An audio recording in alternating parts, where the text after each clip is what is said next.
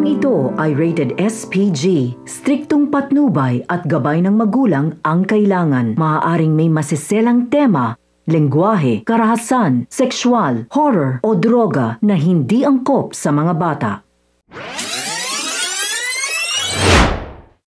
Isang mapagpalang araw mga kapamilya, welcome back. At narito ang mga dapat nating abangan sa FPJ's Batang Quiapo. Pero bago ang lahat, kung bago ka pa lamang dito sa akin channel, ay baka naman pwedeng makahingi ng isang like, share at subscribe. Kung kailan nais nang magbagong buhay ni Don Julio, ay saka naman malalagay sa alanganin ang kanyang buhay. Kung papaano ay alamin natin sa dulo ng bidyong ito. Sa paglabas ni Tanggol mula sa usok at apoy ay agad niyang pinaulanan ng mga bala ang mga kapulisan. Matapang niyang hinarap ang mga ito kahit alam niyang maraming nakapalibot sa kanya. Desidido siyang ipaglaban at iligtas ang kanyang lolong si Don Julio. Ipinag-utos naman ni Hector na protektahan si Don Julio at paikutan ng sasakyan. Huwag umanong hayaang makalapit ang mag-ama kay Don Julio.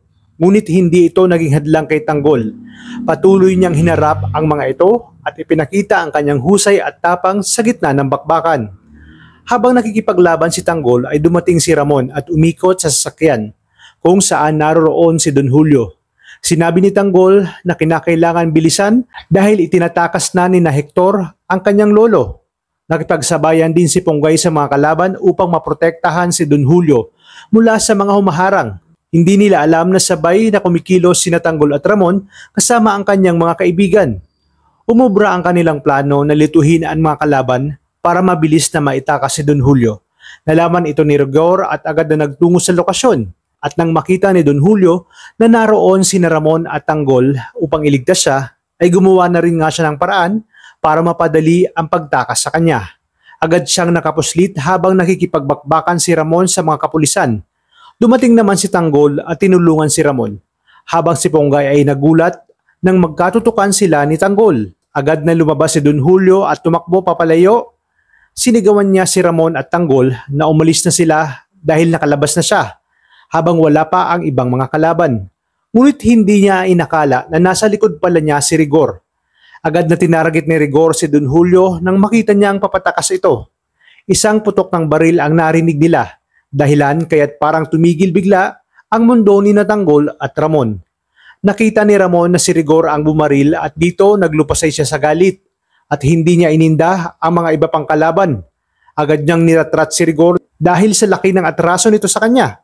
Naging duwag naman si Rigor lalo pat marami na sa kanyang kasamahan ang nalagas. Bigla siyang nagtago dahil nakita niya sa mukha ni Ramon at Tanggol ang alab at galit sa kanyang ginawa. Humagulgol naman si Tanggol at nilapitan ang kanyang lolo Juliong nakabulagta. Sinabi niya na lumaban ito at gagamutin pa nga nila.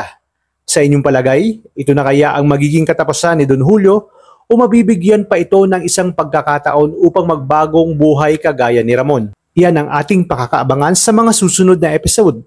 Kaya naman tuloy-tuloy ang pagsubaybay dito lang sa numero 1 teleserye ng Sambayanan, ang FPJ's Batang Quiapo. Maraming salamat sa inyong panonood at pagpalain tayong lahat, kapamilya.